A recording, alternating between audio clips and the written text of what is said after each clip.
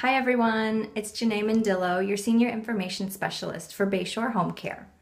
Today we'll be talking about private duty home care's role when it comes to transitioning home from the hospital or rehab setting. A lot of seniors need some additional help when they return from the hospital. The doctors and social workers may send a senior home with some skilled home health services such as rehab. But the additional hours in the day that the senior needs help, besides just when that physical therapist or a nurse may be in the home, is where private duty really shines. Private duty home care can help with the homemaking duties, cooking, cleaning, toileting, even bathing services. Now, what a lot of people don't think about when a patient returns home from the hospital is that private duty home care can also be a part of the prevention system for ensuring a senior stays safe in their home and does not return to that hospital or rehab setting. So some of the things that private duty home care really prides themselves in is being able to manage the medications of that senior long term. Also making sure that senior is compliant with the medications that the doctor set them up with initially.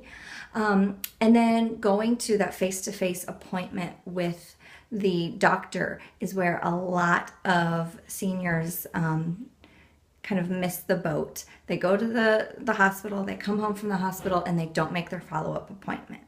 Maybe it's just because they're not feeling up to it, or they can't get in the car, they don't have enough help.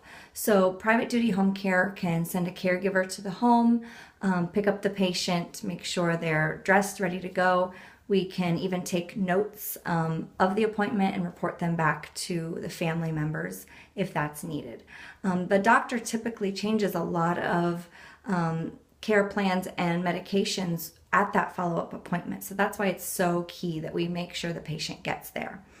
Also, we will uphold any rehabilitation exercises that were initially set up in the hospital. If a patient does not continue moving when they return home, they can have complications such as respiratory issues.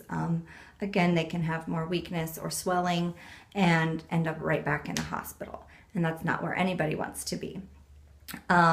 In addition to just being in the home and helping with all of these exercise and medications and upholding the care plan, because we're there, we're going to prevent falls. We have part of our care plan when someone returns home is to be there, standby assistance until we are sure that that patient is fine walking across the room on their own, getting their own food, and then we can always back out and do less services. But I think you'll find whenever someone comes home, they need a little bit more care than usual. So that's our role when it comes to transitioning home from the hospital or rehab setting. And I hope that you'll take advantage of it if you have any patients or a family member who goes into the hospital and just needs a little bit of extra TLC. So thanks again for listening. Bye-bye.